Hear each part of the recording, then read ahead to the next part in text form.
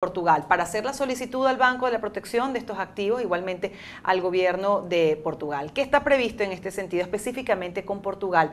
Y luego me gustaría que le explicara a la audiencia dónde están justamente esas cuentas del Estado venezolano para solicitar esa protección de activos, diputado. Bueno, sí, primeramente el presidente Guaidó inmediatamente ayer recibía esta información, procedió pues a enviar los documentos necesarios, es decir, la información solicitada en las primeras de cambio que tiene que ver con la protección de estos activos.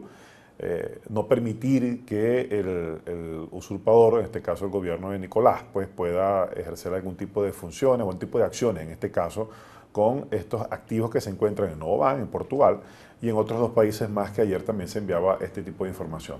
Estos activos o estas cuentas que el gobierno ha ubicado a través de Bandes, que ha sido el operador financiero por parte del Estado venezolano, se están colocando pues las alarmas necesarias donde hemos ido detectando, no solamente en Portugal, también en Uruguay había un caso que se manifestaba el día de ayer y en otros más, en Inglaterra también se han estado haciendo las gestiones necesarias, todo esto para evitar que estos señores pues puedan seguirse haciendo, ¿no?, de estos activos. ¿Dónde se colocan estos activos? Exacto.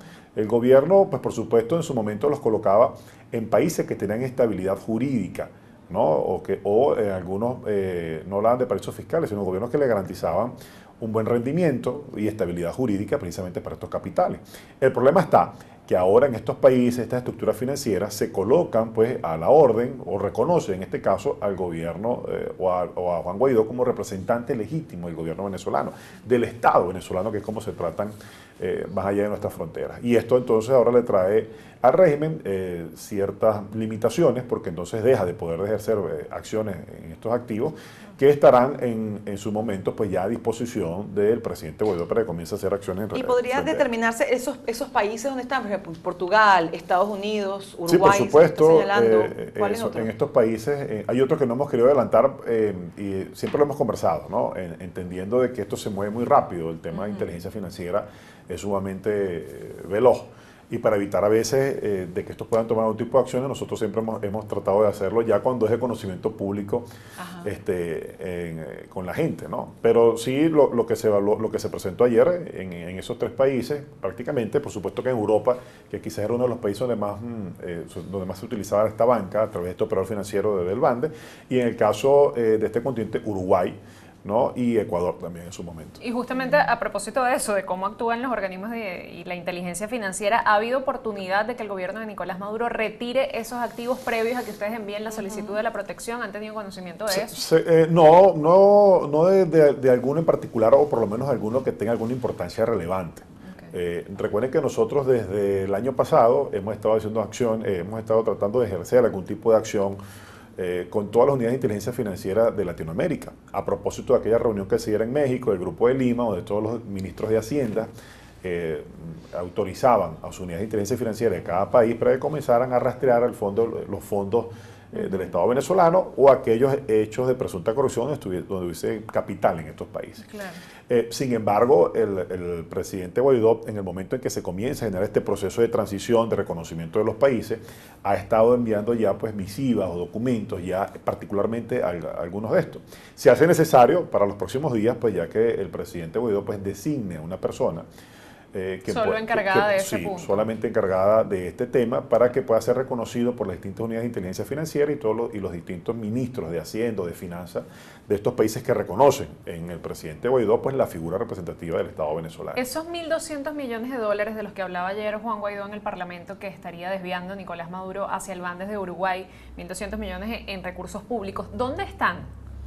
Bueno, ¿Los están desviando de dónde? Los estaban desviando desde cuentas en Europa hacia Uruguay. Y ellos están tratando en este momento de migrar la estructura financiera, lo vienen haciendo desde el año pasado, a países como Bulgaria, por ejemplo, Turquía y Emiratos Árabes, ¿no? Y en esto porque hasta allá pues quizás no llegan los controles de estos distintos tipos de unidades de control financiero de estos países, ¿no? Porque son países aliados desde el punto de vista ideológico, entre otras cosas, y no existen los controles que hacen que se genere cierta transparencia en otros países, como por ejemplo el caso de Suecia, quien también ha manifestado ponerse a la orden y congelar cierta cantidad de cuentas de venezolanos y otras más. Y aquellas que tengan que ver con el operador financiero, con Bandes, pues por supuesto son las que en este momento pues tienen una alerta en cada una de estas estructuras y se están pues haciendo los procedimientos pues también que esto establece. Y en el caso de Estados Unidos, que la semana pasada anunció que pondría bajo el control de Juan Guaidó, del gobierno encargado de Venezuela, las cuentas en Estados Unidos, las cuentas de Venezuela, ¿cómo se da ese proceso para poder utilizar esos recursos? ¿Se pueden utilizar ahora? ¿Tiene que esperar a que llegue el gobierno de transición? Explíquenos un poco cómo sería ese proceso. Bueno, el presidente tendría que ir haciendo algunos nombramientos con algunas personas que puedan hacer de cuentadantes de estos recursos, establecer pues también con los mecanismos necesarios que establece la banca, es decir, la apertura de cuentas, instituciones que vayan a estar al frente de esto. Tiene que irlo haciendo de manera progresiva. Pero no lo puede hacer ahora. En este momento no, porque no tiene los elementos, ¿no? para comenzar a ejercerlos como tal. Recordemos que también esto obedece a un tipo de control. Juan fue presidente también de la Comisión de Contraloría. Sí. Él sabe que tiene que respetar ciertos parámetros, porque si no, pues estaremos entrando de nuevo pues, en el mismo...